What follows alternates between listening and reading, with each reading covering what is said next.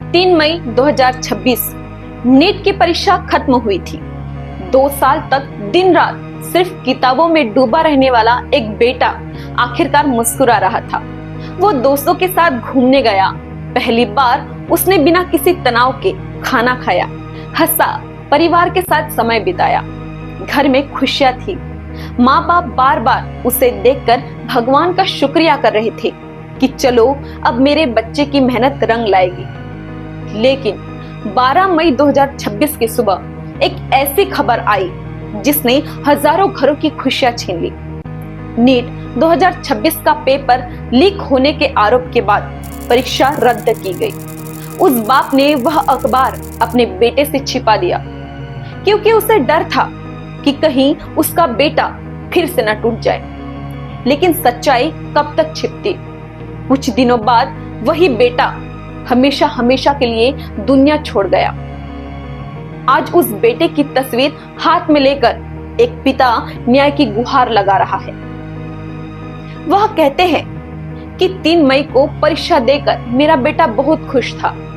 2 साल की मेहनत के बाद पहली बार उसने अपनी माँ के हाथ का खाना खाया था। 12 तारीख को सीधा न्यूज़पेपर में डाल दिया, पेपर लीक हो गया। 3 तारीख को एग्जाम हुई, 12 तारीख को पेपर लीक आ गया। मैंने न्यूज़पेपर अपने घर में छुपा के रख दिया था। मेरा बच्चा पूरा वैकेशन एंजॉय कर रहा था। उसकी कोचिंग वालों ने उसको मैसेज किया कि वापिस आ जाओ। वो जब वो घूमने का प्लान कर रहा है, 2 साल से मेहनत करके थक चुका बच्चा है, वो रिलैक्स हो गया था। इतना अच्छा एग्जाम उसका गया था। वो तैयारी कर रहा था नीट की, जेई मेंस क्लियर कर लिया था ऐसे ही टाइम पास के लिए। इतना तो होनहार था मेरा बच्चा। वो मेरा बेटा है, वहां पे फोटो लगी है, वो मैं उसका पापा हूँ। वो बहुत खुश था, घर खुशियों से भर गया था। लेकिन इस सिस्टम ने मेरा बेटा मुझसे छीन लिया। मैं अपने बेटे की फोटो लेकर इंसाफ मांगने आया हूँ, लेकिन लगता है यह सिस्टम अभी भी सो रहा है। यह शब्द है गुजरात के प्रशांत जी के, एक पिता जो पेशे से गुजरात हाई कोर्ट के वकील हैं। वह कहते हैं कि मेरे बेटे ने JEE भी पास कर लिया था। वह बहुत होनहार था। आज मैं अपने दूसरे बच्चे को बचाने के लिए लड़ रहा हूँ, लेकिन जब घर लौटूंगा तो अपनी पत्नी को क्या जवाब दूंगा, जिसने अपनी आंखों के सामने अपना जवान बेटा खो दिया। कल्पना कीजिए, एक माँ जिसने अपने बेटे के लिए वर्षों वर्षों तक जागकर रातें बिताई, जिसने हर परीक्षा से पहले मंदिर में माथा टेका, आज उसी माँ की गोद हमेशा हमेशा के लिए सूनी रह गई। उसके घर में अब किताबें हैं, लेकिन उन्हें पढ़ने वाला वो बेटा नहीं। उसके कमरे में अब भी उसकी खुशबू है, लेकिन दरवाजा खोलकर माँ कहने वाली वो आवाज नहीं। कहा जाता है कि नीट 2026 के विवाद के बाद लगभग 12 परिवारों ने अपने बच्चे खो दिए। ये सिर्फ आंकड़े नहीं हैं, ये 12 अधूरे सपने हैं, 12 उजड़े हुए घर हैं और 12 ऐसी माएं हैं जिनकी दुनिया हमेशा हमेशा के लिए बदल गई। दोस्तों, जब मैंने यह दृश्य देखा, प्रशांत जी के बगल में खड़े लोगों की आंखों में आंसू थे, क्योंकि वहां सिर्फ एक पिता नहीं रो रहा था, वहां पूरा देश रो रहा था। हर वह माँ रो रही थी जो अपने बच्चे को डॉक्टर बनाना चाहती थी। हर वह बहन रो रही थी जिसने अपने भाई को दिन रात पढ़ते देखा था। लेकिन जब व्यवस्था सो जाती है तो आवाज सड़क पर उतरती है। देश के हजारों युवा एक साथ आए और बन गई कॉकरोच जनता पार्टी, जिसको हेड किया अभिजीत दीपके ने। उनकी प्रमुख मांगों में से एक मांग थी शिक्षा मंत्री धर्मेंद्र प्रधान का इस्तीफा और शिक्षा व्यवस्था में जवाबदेही। इस आंदोलन के समर्थन में प्रसिद्ध सामाजिक कार्यकर्ता सोनम वांगचुक भी दिल्ली के जंतर मंतर अनशन पर बैठे। यह आंदोलन पूरी तरह शांतिपूर्ण था, लेकिन लंबे अनशन के कारण उनकी तबीयत बिगड़ गई।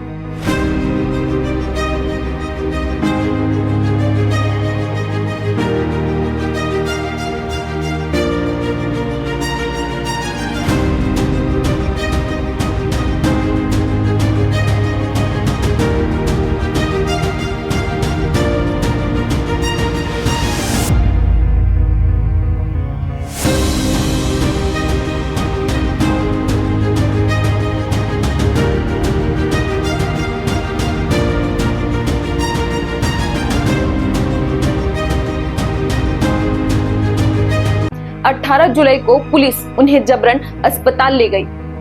इसके बाद देश भर के युवाओं का गुस्सा और बढ़ गया।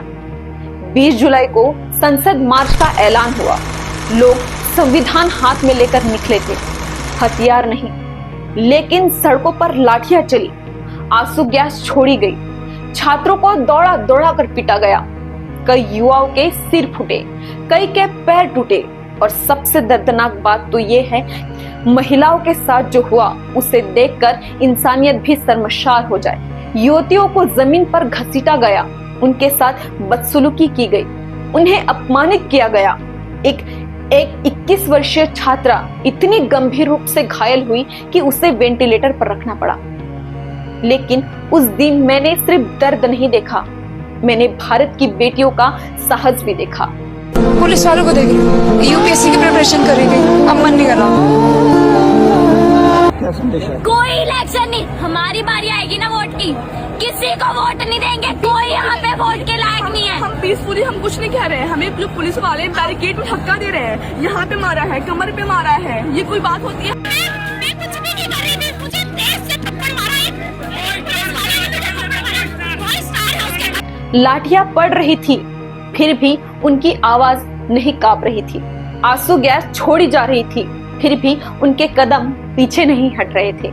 उन छोटे छोटे बच्चों ने पूरे देश को एक संदेश दिया, हम अब चुप रहने वाली पीढ़ी नहीं है, हम डरकर घरों में बैठने वाली बेटियां नहीं है, हम अपने अधिकार मांगना भी जानती है और उन्हें हासिल करना भी जानती है। आज की यह डॉक्यूमेंट्री सिर्फ नीट की कहानी नहीं है, यह उन माताओं की कहानी है जिन्होंने अपने बच्चे को खोया। यह उन बहनों की कहानी है जो अपने भाइयों के लिए न्याय मांग रही है। और सबसे बढ़कर यह उन बेटियों की कहानी है जो इस देश को बता रही है कि जब अन्याय होगा तो सबसे पहले आवाज महिलाएं उठाएंगी।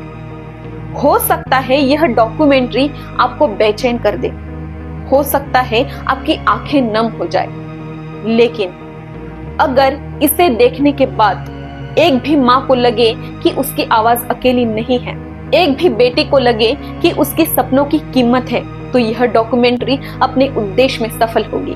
क्योंकि इतिहास गवाह है, जब भी किसी समाज ने अपनी महिलाओं की आवाज सुनी, वहीं से बदलाव शुरू हुआ।